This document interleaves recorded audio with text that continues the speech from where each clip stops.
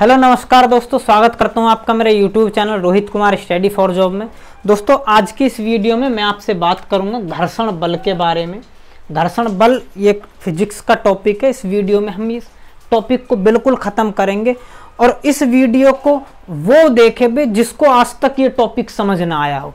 इस टॉपिक से एक भी क्वेश्चन आपका छूटने नहीं दूंगा, ये मेरी गारंटी है। ठीक है, इस वीडियो को आप अंत तक देखें, आपको ये सारा टॉपिक समझ आएगा। आज के बाद इस टॉपिक से तो आपका कोई क्वेश्चन छूटेगा नहीं। ठीक है, तो चलिए शुरुआत करते हैं। तो सबसे पहले समझते हैं कुछ बातें। ठीक है, घर्षण बल के बारे में पहले समझते हैं घर्षण बल क्या है।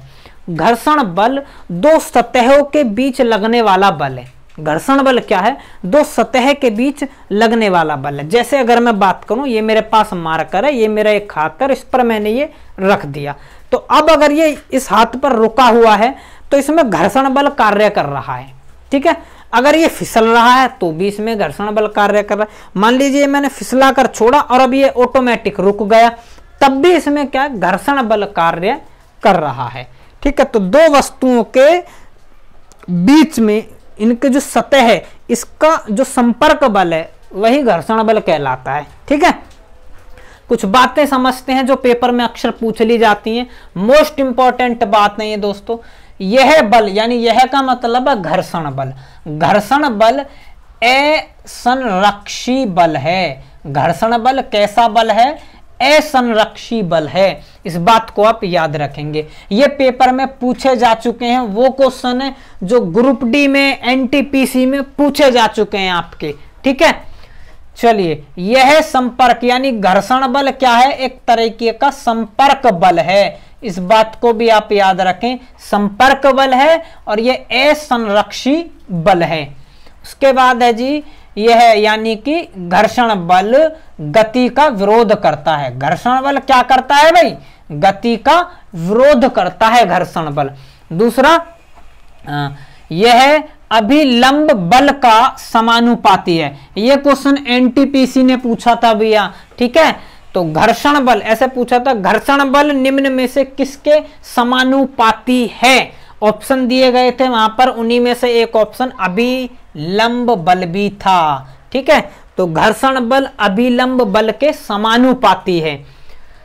अच्छा, यह सतह की प्रकृति पर निर्भर करता है। घर्षण बल किस पर निर्भर करता है? अगर यह क्वेश्चन एग्जाम में आ जाए तो यह सतह की प्रकृति पर निर्भर करता है। एक बात और समझ लो, किस पर निर्भर नहीं करता है? तो मेरे दोस्त, एक तो ये क्षेत्रफल पर निर्भर नहीं करता।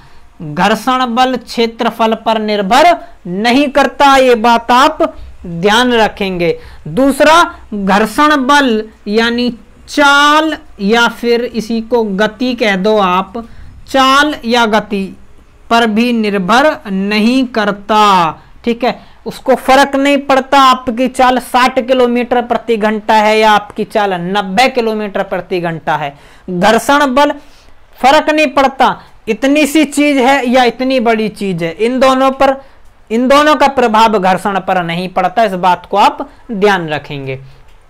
सतह की प्रकृति यानी प्रकृति का मतलब है सतह कैसी है, खुरदुरी है या फिर चिकनी सतह है, इस बात पर निर्भर करता है घर्षण बल। ठीक है, अच्छा, एक और बात आप समझ लें, अगर सतह चिकनी है तो घर्षण बल का मान कम होगा। ठीक है, और अगर सतह खुरदुरी है तो घर्षण बल का मान अधिक होगा। ठीक है, तो चलिए, यानी अगर आपसे पूछ ले कि खुरदुरी और चिकनी सतह में से किस पर घर्षण बल का मान कम होगा, तो चिकनी सतह पर घर्षण बल का मान कम होगा। एक बात और समझते हैं भाई, विराम का कोण और घर्षण का कोण दोनों का मान समान होता है। विराम का कोण और घर्षण का कोण, इन दोनों का मान एक समान होता है। ठीक है, चलिए, घर्षण बल के प्रकार अगर हम देखें तो घर्षण बल के अगर हम बात करें तो मोस्टली 3 प्रकार हैं, या इन्हीं को हम 4 प्रकार भी कह सकते हैं। कैसे? एक होता है स्थैतिक घर्षण बल, एक होता है गतिज घर्षण बल, एक होता है सर्पी घर्षण बल और एक होता है लोटनिक घर्षण बल। सर्पी बल और लोटनिक घर्षण बल समथिंग समथिंग सिमिलरिटी रखते हैं, यानी थोड़े थोड़े समान हैं, इसलिए कुछ किताबों में इनको तीन प्रकार दिखाकर दोनों को ऐसे दिखा दिया जाता है, कुछ में अलग अलग दिखाते हैं। ठीक है, तो चलिए, कुछ में गतिज घर्षण बल के ही भाग दिखाए जाते हैं ये दोनों। ठीक है जी, कुछ में सर्पिल घर्षण का ही भाग दिखाए जाते हैं ये दोनों। तो फर्क नहीं पड़ता, एग्जाम में इस तरीके का क्वेश्चन नहीं आएगा, इनके मान से क्वेश्चन आएगा, जैसे ये आए हुए क्वेश्चन है।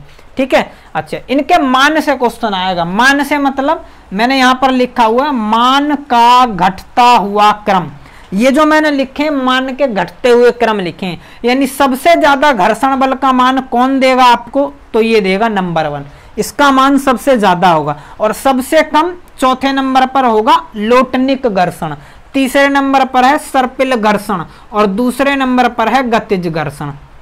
यानी घर्षण बल का मान सबसे कम कौन सा घर्षण देगा, लोटनिक घर्षण, सबसे ज्यादा कौन सा घर्षण देगा, स्थैतिक घर्षण। ठीक है, चलिए इसके बाद समझते हैं, ये 2 लाइनें और हमें समझनी है कि स्थैतिक घर्षण के महत्तम मान को सीमांत घर्षण कहते हैं। ये सीमांत घर्षण क्या है भाई, पेपर में कई बार पूछा जा चुका है। अभी हाल फिलहाल में एनटीपीसी के एग्जाम हुए, पिछली साल 2018 में जब फॉर्म भरे गए थे, ग्रुप डी के एग्जाम हुए, दोनों में कई बार ये क्वेश्चन पूछ रखा है कि घर्षण बल क्या है। तो घर्षण बल स्थैतिक घर्षण बल का अधिकतम मान है, अधिकतम मान। ठीक है, चलिए अगली बात आपको समझनी है, घर्षण बल की दिशा में किया गया कार्य कैसा होता है। अगर मान लो घर्षण बल की दिशा में कोई कार्य कर रहे हो तो वो ऋणात्मक होगा। कैसा होगा, ऋणात्मक होगा। और अगर घर्षण बल की विपरीत दिशा में कार्य कर रहे हो तो वह कैसा होगा, तो वह धनात्मक होगा। वो कैसा कार्य होगा भाई, धनात्मक कार्य होगा अगर घर्षण बल की विपरीत दिशा में करें, और घर्षण बल की दिशा में करेंगे तो ऋणात्मक होगा, इसकी विपरीत दिशा में करेंगे तो धनात्मक होगा।